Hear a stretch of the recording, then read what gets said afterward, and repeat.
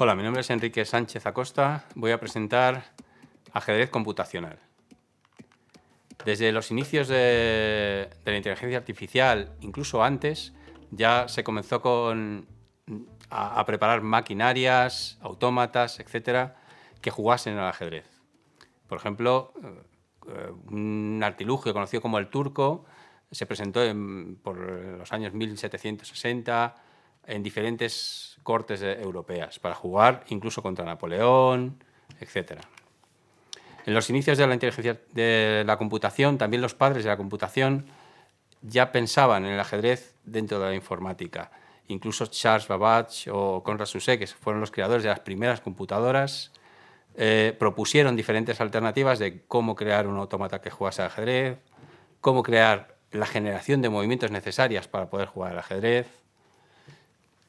Por los años 1914, por ejemplo, aparece Leonardo Torres Quevedo, que es un gran inventor español y también presenta una máquina, un ingenio que juega al ajedrez únicamente con finales de torre y rey, pero ya digamos que todo el mundo está pensando en el ajedrez como dentro de la informática, de la inteligencia artificial. Por los años 50, en 1950, aparece Shannon y Turing, también muy interesados en la computación del ajedrez, y presentan diferentes aspectos muy fundamentales dentro de la programación para jugar al ajedrez, que es el algoritmo Minimax de Shannon, o Turing presenta TuroChamp, que fue un programa de ajedrez en su momento muy corto dentro de sus posibilidades, pero que 100 años después de su nacimiento fue capaz de jugar contra Kasparov y presentarse, porque él mismo, ni siquiera Turing, logró implementar este programa dentro de las máquinas de aquel entonces. Por los años 50 aparece una conferencia, la conferencia de Dartmouth, que fue importantísima dentro de la inteligencia artificial, y casi todos sus componentes eran aficionados al ajedrez y se interesaban muchísimo por utilizar el ajedrez dentro del campo de investigación de la inteligencia artificial. Por ejemplo, McCarthy, que fue uno de los propulsores de esta conferencia, junto a Kotok, crearon una primera máquina, mejoraron el algoritmo de Minimax de Shannon, que después veremos en qué consiste, incrementando su velocidad con la poda alfabeta.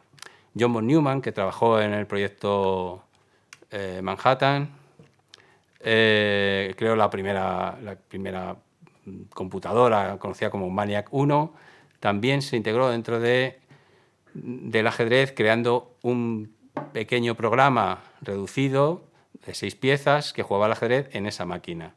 También definió este tipo de juegos, como son el ajedrez, dentro de los juegos de suma cero. Aparecen diferentes alternativas hasta llegar a nuestros días, diferentes programas, por ejemplo, por nombrar algunos, el de Machak de Greenblatt, donde implementa un primer libro de aperturas, o Chess, que fue uno de los primeros programas que juega contra un gran maestro, como fue David Levy, etc. Un poco más adelante, como muchos de vosotros recordáis, o estuvo en boga de todo el mundo, aparece el primer computador que juega contra un gran maestro de aquel entonces y consigue ganar a ese gran maestro, que fue a Kasparov. Feng Xiong crea un programa de ajedrez llamado Deep Through, que juega muy bien, le implementan un montón de características, lo compra IBM y crea un match contra Kasparov. El primero, en 1996, lo ganó Kasparov, pero IBM incrementó la potencia de Deep Blue, incrementó la base de datos, le añadió muchas más características y consiguió al año siguiente ganar al campeón del mundo. ¿Qué cambios han sucedido durante todo este tiempo para que eso fuera posible desde el principio hasta hoy? Pues, por ejemplo, las propuestas de Shannon dentro de la representación del tablero, cambios en velocidades, generación de movimientos, tablas, veremos un poco todo. Por ejemplo, la propuesta de Shannon para generar programas de ajedrez es dividir cada una de las casillas del tablero por números. Él decía que bastaban con 13 valores negativos para las piezas negras, ceros para las casillas vacías y valores positivos para las piezas blancas, por ejemplo. Cada uno de los movimientos de las piezas está generado por un algoritmo diferente que calcula las posiciones a las piezas a las que puede mover. Más adelante, este algoritmo, lógicamente rudimentario y un poco lento, se mejora con nuevas investigaciones, como fueron las de Zobrist, sobre los números de n bits con la operación SOR, donde digamos que pueden utilizarse para combinarse y a la vez utilizar nuevas técnicas. Aquí podemos ver un algoritmo, digamos, tradicional, con un bucle, muy complejo, no complejo, pero sí es lento. Y sin embargo, la operación superior se realiza de forma casi inmediata utilizando lo que se conocen como bitboards, que utilizan un 0 o un 1, es decir, un número de 64 bits por cada tablero. Dentro de un programa de ajedrez hay tres partes fundamentales: la generación de movimientos, la evaluación de cómo está el tablero en cada momento, ¿vale?, y el árbol de búsqueda, es decir, la poda de esas ramas hasta llegar a una búsqueda de profundidad determinada, la mayor que podamos encontrar sin saltar los movimientos que podamos equivocarnos. Diferentes evaluaciones han surgido durante la historia, por ejemplo, la de Shannon, la de Turing, de Botvinnik, que fue un gran maestro, que propuso las que hoy en día más se utilizan. La evaluación de Shannon, como podéis ver, es muy sencilla, comprueba ventajas materiales, estructura de peones, posición de las piezas, posibles ataques. A todo eso le va sumando un pequeño porcentaje, siempre basado en lo que se conoce como centipeones. Es decir, al valor de un peón se le da un valor de 100. Todo lo demás va relativo a ese valor.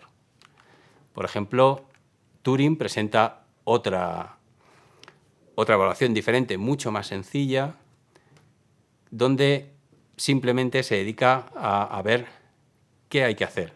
¿Me captura una pieza? Yo la tengo que recapturar otra. Cosas así. Tengo que intentar dar jaque mate o no. No evalúa tanto la posición. Sin embargo, aparece Botvinnik, que busca una propuesta mucho más matemática, un control de casillas mucho más efectivo y, claro, introduce diferentes aspectos donde no solamente son temas de piezas o posiciones, como ocurre con Shannon, sino que depende mucho de una determinada posición dentro del juego. Por ejemplo, no es lo mismo un peón en el medio juego que en el final de la partida. Como hemos visto, las técnicas de búsqueda también son muy importantes dentro del juego. Recordamos que eran la generación de movimientos, la evaluación y las técnicas de búsqueda. Las técnicas de búsqueda que empiezan con Shannon, con el minimax. Esto es el minimax. Una técnica de búsqueda como la conocemos hoy en día, veremos después que han cambiado mucho con las redes neuronales, pero buscan el árbol de posibilidades dentro de un movimiento. Si yo muevo esto, ¿qué moverá al contrario?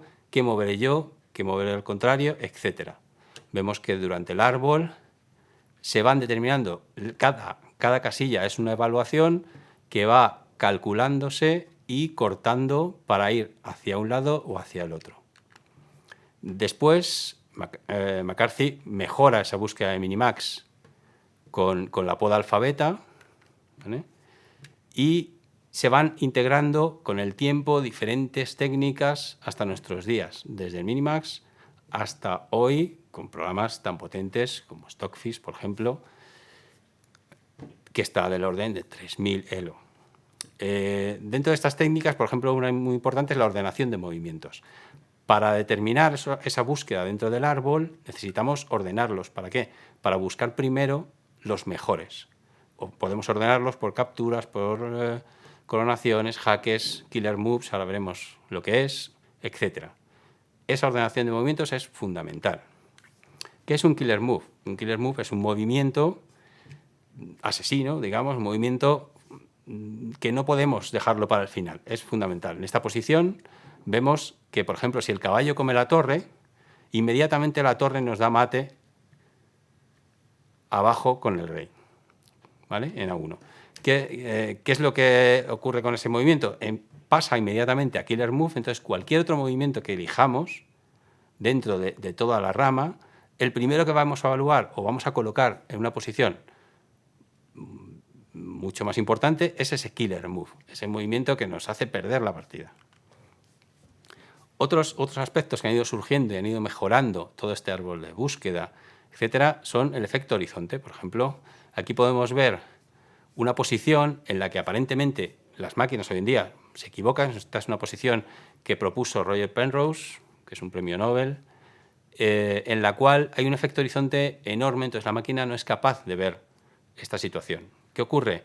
Que el árbol de poda es tan grande y la solución está tan abajo que no podemos llegar. Pensamos que perdemos la partida. Sin embargo, aquí simplemente basta con capturar el caballo. El negro no puede mover a ninguna casilla más que comer la reina, y una vez comida la reina, nuestro rey simplemente irá por casillas blancas y conseguiremos las torres, porque ninguna de sus piezas puede moverse y sus alfiles negros no pueden salir de las casillas negras. Este efecto horizonte no lo llega a ver una máquina. También aparecen otros elementos alternativos a lo que hemos visto, a la generación de movimientos, a la búsqueda, a la evaluación, que son las bases de datos, las aperturas y las tablas de finales. Las aperturas, como vimos antes, el primer libro de aperturas de Greenblatt, siempre se han usado, ¿vale? Por ejemplo, Feng Hu, en su Deep Blue, presentó un libro de aperturas que jugase contra Kasparov, que utilizaron el libro de aperturas de Karpov, que era el antiguo campeón del mundo. Por eso jugaba mucho la Calo-Kann, le gustaba mucho porque él le metió todo el libro de aperturas.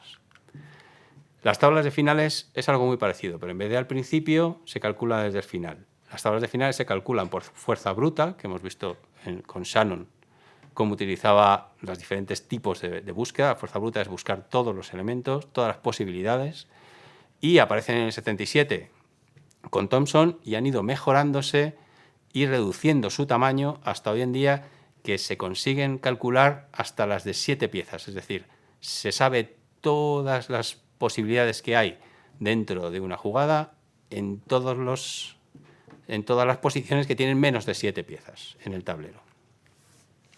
¿Qué ha pasado hoy en día? Que todo eso ha cambiado. Últimamente las redes neuronales han potenciado muchísimo la inteligencia artificial, todo debido también a las investigaciones de Ramón y Cajal, también otro gran aficionado al ajedrez en su momento, y esa adaptación que surgió con la inteligencia artificial de las redes neuronales dentro de la informática. Lo que hoy conocemos de los primeros programas que realmente han conseguido muy buenos resultados dentro del ajedrez con redes neuronales fue Giraffe. Giraffe parte de Matthew Lay dentro de su tesis doctoral y presenta un programa con una red neuronal de Deep Learning. Es un Deep Learning Reinforced que es mejorada, ¿vale? Que en vez de tener un entrenamiento supervisado, lo que hace es que genera todas las posibilidades y al final sabe si pierde o gana. Es decir, no hay nadie que le diga esta posición es buena y esta es mala. Necesita terminar toda la partida para saber si esas posiciones que ha jugado han sido buenas porque ha ganado o han sido malas porque ha perdido. Con muchísimas partidas jugadas, en muy poco tiempo consiguió ganar al 98% de los humanos. Esto aparece en el mercado DeepMind, una pequeña empresa inglesa que compra Google y que ofrece a Matthew Lay, que había hecho su programa Giraffe, toda la potencia de Google para hacer no solo programas que jueguen al ajedrez, mejorar esas redes neuronales que jueguen al ajedrez, sino además que jueguen al Go y a otros juegos como están jugando hoy en día. Y contra quién han hecho un match para poder probarse si son de verdad eficientes esas redes neuronales, no contra el campeón del mundo, que ya ha sido vencido, digamos, por todos los programas de ajedrez, sino contra el campeón del mundo de programas de ajedrez, contra Stockfish. Y efectivamente consiguió ganarle con mucha suficiencia. Hoy en día, digamos que Google ha abandonado ese proyecto de AlphaZero por el momento, pero han surgido otros proyectos de manera, digamos, gratuita, que existe la posibilidad de descargarse, como por ejemplo el LC0, que actualmente es el último campeón del mundo de programas de ajedrez, ganando a Stockfish este último año, pero ha necesitado mucho tiempo, muchos años para ir aprendiendo, no como AlphaZero, porque tenía una potencia computacional muy alta, sino que el EC0 ha ido generándose más poco a poco, con pequeña ayuda de muchos usuarios voluntarios, pero ha conseguido llegar a un nivel extraordinario en muy poco tiempo, en 2-3 años. Y bueno, para terminar, simplemente una frase de Botvinnik, que fue un gran ingeniero que introdujo muchas mejoras dentro de la evaluación de los programas de ajedrez. Él decía que los maestros de ajedrez acostumbraban en su tiempo a venir a los torneos a reírse de las computadoras, después han venido a mirar y ya están viniendo a aprender. Gracias.